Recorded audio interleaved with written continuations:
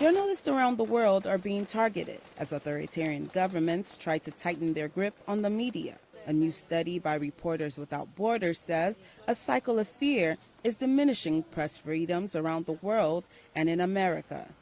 Some call it an attack on the pillars of democracy. It's the journalists are really on the front lines of holding governments accountable and providing transparency. What is happening to people's rights, how their tax money is spent. And without journalists, governments can implement policies which restrict those rights, and corruption thrives. Cyber attacks, arrests, and kidnappings are some of the tactics being used to intimidate members of the press, and in some cases, murder.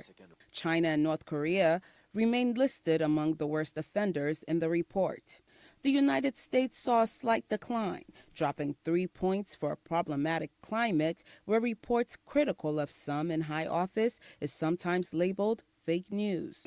Still, journalists say the U.S. Constitution protects and empowers them to continue the work. And that's the difference between us and a lot of the other countries, which is the rule of law. The rule of law exists, and it's by and large respected, and that makes a huge difference between us and the rest of the world. For example, even though Voice of America is funded by the U.S. government, we have laws that keep us separate. So we are truly an independent voice. In the Philippines, continued threats by President Rodrigo Duterte against the media have contributed to hostilities in a nation once applauded for having one of the greatest press freedoms in Asia.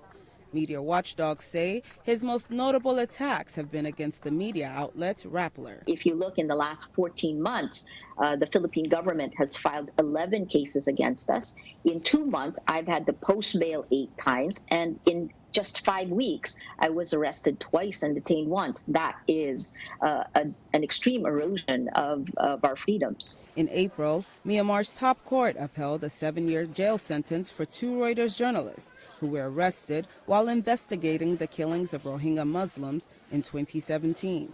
The case was clearly a setup. It was clear in every aspect. One of the police witnesses said he had had notes of the arrest, but he had burned his notes. Another one came in with writing on the side of his hand so he could remember what to say. A third one came in and said that they were instructed to set up our reporters. There's no question that they were arrested because they were reporting on this massacre. Norway received the highest rank, while the overall numbers of countries considered safe for the media declined.